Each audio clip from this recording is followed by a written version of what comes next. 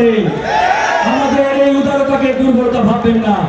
আমরা শুধু একটা কথাই বলতে চাই, এই ঘটনার বিচারে এই অন্তর্বর্তীকালীন সরকার যদি কার্যকর কোনো উদ্যোগ গ্রহণ না করে, কোনো পদক্ষেপ না নেয়, আমরা বেশি দিন চুপ থাকবো না। যা ইচ্ছা তাই করা হবে, প্রয়োজনে আন্দোলন বাঁকা করা হবে। আগামীতে গণ অধিকার পরিষদ ৩০০ আসনে এককভাবে নির্বাচনের প্রস্তুতি শুরু করেছে। টেকনাফ থেকে তেতুলিয়া, রূপসা থেকে পাতুরিয়া, সারা বাংলায় একটাই আওয়াজ, একটাই সুর, নেতা আমাদের ভিন্ন। গণ অধিকার পরিষদ বানের জলে ভেসে আসছে।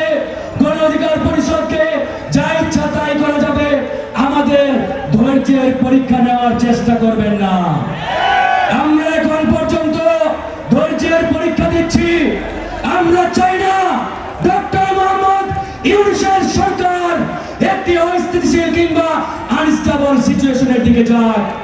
আজকে গণ অধিকার পরিষদের নেতা কর্মীরা চাইলে 1 ঘন্টার মধ্যে এই যমুনার চতুর্দিকে তারা ব্লক করে দিতে পারে। আমাদের এই উদারতাকে দুর্বলতা ভাববেন না। আমরা শুধু একটা কথাই বলতে চাই, এই ঘটনার বিচারে এই অন্তর্বর্তীকালীন সরকার যদি কার্যকর কোনো উদ্যোগ গ্রহণ না করে, কোনো পদক্ষেপ না নেয়, আমরা বেশি দিন চুপ থাকবো না। যা ইচ্ছা তাই করা হবে, প্রয়োজনে আন্দোলন বাঁকা করা হবে।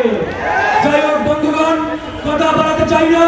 আগামীতে গণ অধিকার পরিষদ ৩০০ আসনে এককভাবে নির্বাচনের প্রস্তুতি শুরু করেছে।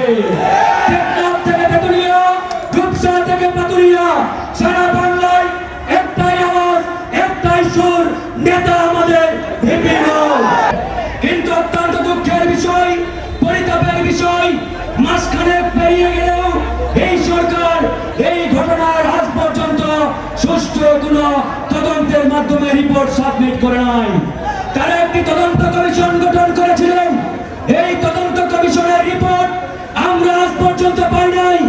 আমরা শুধু একটা কথাই বলতে চাই, সরকার যদি মনে করে এই সুরে, এই আওয়াজে ওই পতিত স্বৈরাচারের দোসরদের মাথা গন্ডগোল হয়ে গেছে, তারা মনে করছে এই ভিপিনের দল, এই গণ অধিকার আগামীতে এককভাবে সামনে আসলে এরা একটা অঘটন ঘটাই দিতে পারে। এজন্য গণ অধিকারকে আটকাতে হবে, দমাতে হবে, থামাতে হবে। তারই ধারাবাহিকতায় ভিপিনের উপরে হামলা। প্রিয় ভাইরা আমার, আমরা লক্ষ্য করতে বলতে চাই, আমাদেরকে হাসিনা তার বুলেট দিয়ে আটকাতে পারে না। আগামীতেও কেউ গণ অধিকার আমাদের আটকাতে পারবে না ইনশাআল্লাহ। ভালো থাকবেন।